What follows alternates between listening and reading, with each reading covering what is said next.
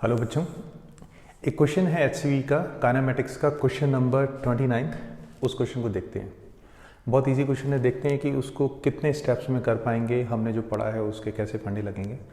बोला ये गया है कि एक ऑब्जेक्ट है जिसके के लिए 0.2 सेकेंड्स लगते हैं टू क्रॉस लास्ट 6 मीटर। तो लास्ट 6 मीटर्स के लिए हमें 0.2 सेकेंड लगते हैं। मान लेते हैं थोड़ी देर के लिए कि यहाँ से लेके यहाँ तक डिस्टेंस है 6 मीटर, और ये कंसिडर कर लो थोड़ी देर के लिए कि ये जो पूरी की पूरी लाइन बनाई है वो है टोटल हाइट जो कि हमारे ऑब्जेक्ट ने कवर करी है।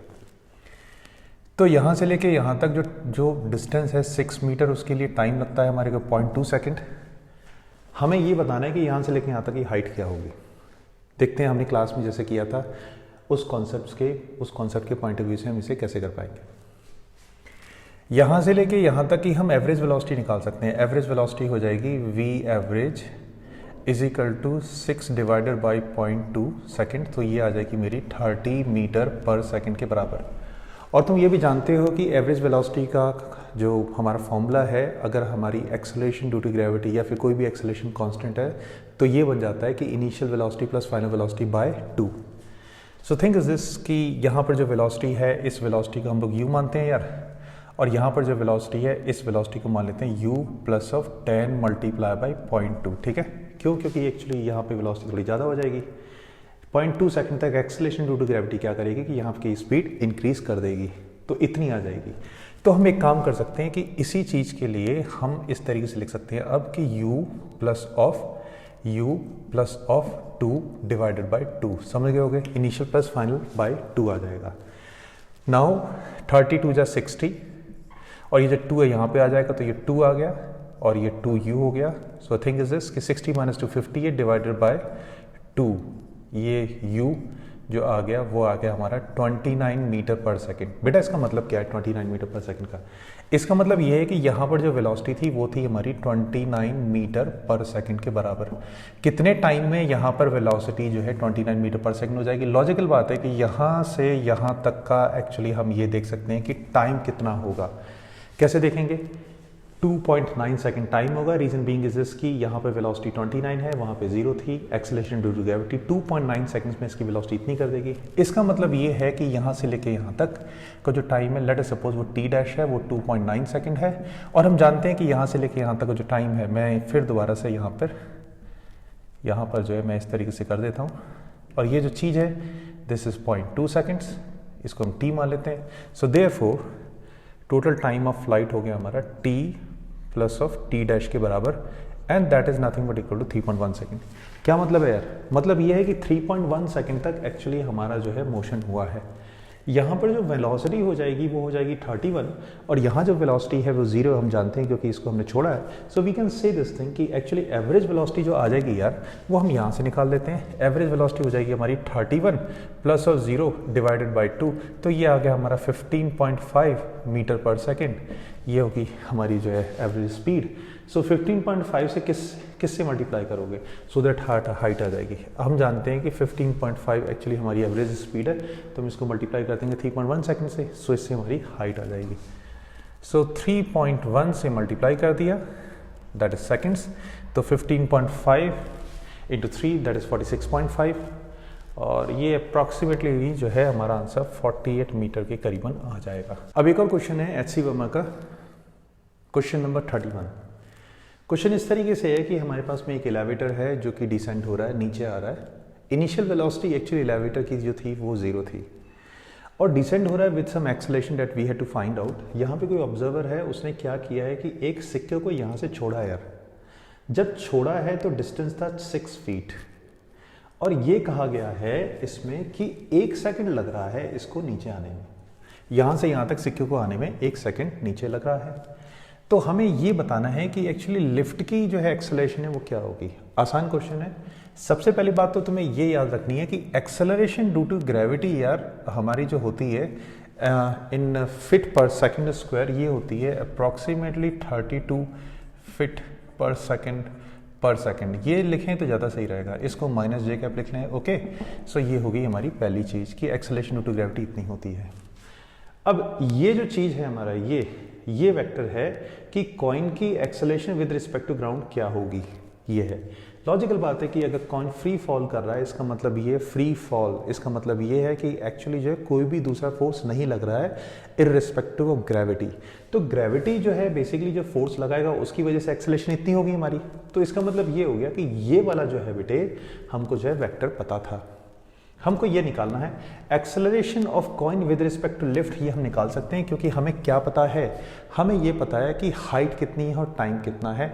इनिशियल वेलोसिटी 0 थी, तो कौन सी इक्वेशन ऑफ मोशन है जिसमें कि जो है हाइट भी आ जाए और टाइम भी आ जाए। So the thing is this, जिससे एक्सेलरेशन आ जाए वो है हमारी second equation of motion. Second equation of motion के हिसाब से हम ये करेंगे कि 6 इज इक्वल टू हो जाएगा, इनिशियल वेलोसिटी 0 है, इज इक्वल टू हो जाएगा हाफ मल्टीप्लाई बाई क्या, acceleration of coin with respect to lift multiply by t के स्क्वायर के बराबर हो गया। अरे यार टी तो लिखा हुआ है, वो मैं क्या कर रहा हूँ, तो एक्जैक्टली टी जो है वो हमारा 1 सेकेंड है।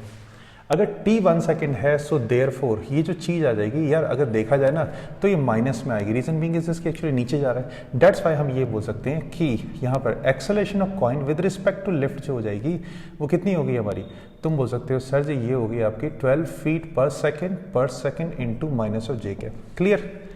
तो अपन की ये चीज़ आ गई यार, सॉरी ये चीज़ आ गई, तो अब हम ये निकाल सकते हैं। वो किस तरीके से निकाल लेंगे हम लोग, सोचने वाली बात है कि एक्चुअली जो ये पार्टिकुलर जो चीज़ है और ये जो पार्टिकुलर चीज़ है, अगर हम इन दोनों के लिए अगर हम सब्ट्रैक्ट कर देते हैं, देखो ना ऐसे हम अगर हम ऐसे करें कि acceleration of coin with respect to ground is equal to acceleration of lift with respect to ground plus of acceleration of coin with respect to lift, तो हम जानते हैं ये चीज़ क्या है, तो दिस माइनस दिस कर देंगे यार। Acceleration of coin with respect to ground तुम जानते हो कितना है, acceleration of coin with respect to lift जो है वो जो है हमारी जो माइनस करके ये आ जाएगी acceleration of lift with respect to ground. तो ये कितनी आ रही है तुम्हारी, ये जो चीज़ है वो है 32 इंटू माइनस हो जाएगी, आप याद रखना फीट पर सेकंड स्क्वायर में, ठीक है, माइनस माइनस तो ये क्या हो जाएगा प्लस ऑफ 12 फीट पर सेकंड स्क्वायर। समझ में आ रहा है यार?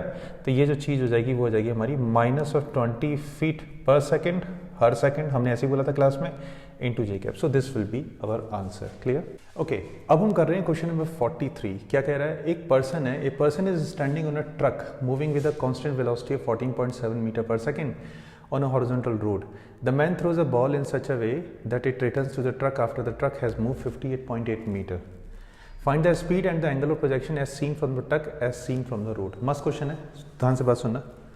क्वेश्चन नंबर है हमारा 43, ओके, HCV का, किसका, काइनेमैटिक्स का, राइट।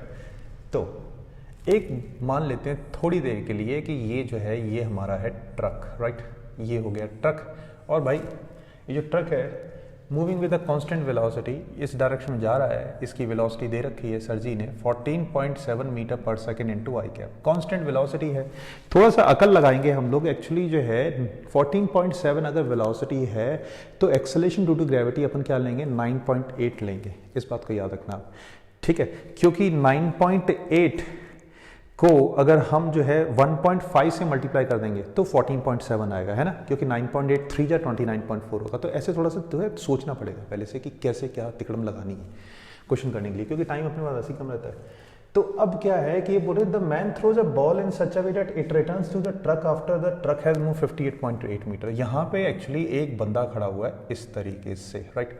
अब इसके पास में एक बॉल थी यार, इसने ऊपर फेंक दी यार, ये बॉल जो ऊपर फेंक दी, अगर ये बॉल एक्चुअली इसने ऊपर फेंकी है तो लॉजिकल बात है कि एक्चुअली जो इसके इस आदमी के रिस्पेक्ट में ये बॉल का मोशन वर्टिकल होगा, ठीक है। So the thing is this कि अब ये जो है मान लेते हैं थोड़ी देर के लिए कि ये जो चीज है वो 58.8 मीटर डिस्टेंस चल लेता है। मान लो इस पॉइंट से लेके इस पॉइंट तक का एक्चुअली जो डिस्टेंस है तुम्हारा मेरा वो है 58.8 मीटर। भाई सोचने वाली बात है 14.7 को किससे मल्टीप्लाई करेंगे कि 58.8 मीटर आ जाए, 4 से मल्टीप्लाई करेंगे। इसका मतलब ये हो गया देयरफॉर यहां से लेके यहां तक जो टाइम निकल गया अपना, कितना निकल गया, 4 सेकंड अपने पास, वैसे ही टाइम की कमी है। सो थिंक इज कि हमने टाइम ऐसे निकाल दिया सोच के, ठीक है, क्योंकि वेलोसिटी क्या थी, कांस्टेंट थी, खत्म बात, हम ऐसे कर सकते हैं। अब ये ट्रक यहाँ पे आ गया, अब बंदे के एक्चुअली फिर दोबारा से हाथ पे जो है बॉल आके गिर जाती है। यार थोड़ा टेढ़ा बना दिया मैंने, ठीक है, तो ऐसा मान लेते थोड़ी देर के लिए, फिर दोबारा से इसके हाथ पे बॉल आके गिर जाती है। अब एक सोचने वाली बात है कि अगर इसके हाथ पे बॉल आके गिर जाती है, पहली चीज ये कि टाइम ऑफ फ्लाइट क्या होगा, ऑब्वियस ही बात है, अगर बॉल यहाँ से फेंकी यहाँ पे आई फिर भी टाइम ऑफ फ्लाइट 4 सेकंड रहेगा। टाइम ऑफ फ्लाइट 4 सेकंड का है, इसका मतलब ये है कि टाइम ऑफ एसेंट 2 सेकंड का होगा।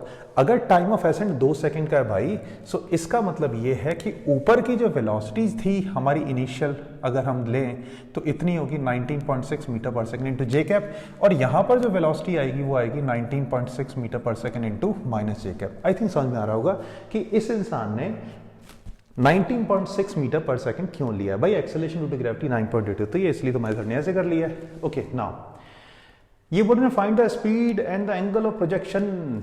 इसकी actually speed and the angle of projection as seen from the truck. जब हम एक्चुअली ट्रक से देखेंगे तो इसकी स्पीड क्या होगी 19.6, तो बेसिकली पहले का हो गया आंसर 19.6 मीटर पर सेकेंड, ये हो जाएगा velocity of ball with respect to truck. उसके बाद में सर जी ने एक और चीज पूछी है कि भाई एंगल ऑफ प्रोजेक्शन निकालो, तो तुम जानते हो इतना तो तुम्हें पता ही है कि एंगल ऑफ प्रोजेक्शन एग्जैक्टली क्या हो जाएगा। तो यहाँ पर angle of projection with respect to truck तो होगी तो 90 डिग्री है, क्योंकि एक्चुअली हम ट्रक में मतलब ये और ये एक्चुअली मान सकते हैं कि ये एक्चुअली जो है एक दोनों एक ऐसी चीज है जिनकी की वेलोसिटी बिटाइज डायरेक्शन क्या है सेम है। तो मेरा ये जो स्टूडेंट है वो एक्चुअली ऐसे फेंक रहा है, तो इस एक्सिस से इसकी वेलोसिटी क्या होगी भाई, मतलब वेलोसिटी की डायरेक्शन इस एक्सिस से क्या होगी, ऑब्वियस ही बात है जे कैप, तो थीटा इक्वल टू क्या हो जाएगा 90 डिग्री हो जाएगा। दूसरी बात सर ने ये पूछी है कि ये बताओ तुम लोग कि as seen from the road velocity speed sorry क्या होगी, अरे यार कुछ नहीं आ गया, स्पीड एक्चुअली जो है रोड के पॉइंट ऑफ व्यू से देखें क्या होगी। तो मान लो थोड़ी देर के लिए कि मेरा एक स्टूडेंट यहाँ पे खड़ा हुआ है क्यूरियस, वो ये एक्चुअली देख रहा है कि यार गाड़ी भी आगे जा रही है, तो ऑब्वियस ही बात है ये जो चीज है ये भी आगे जाएगी।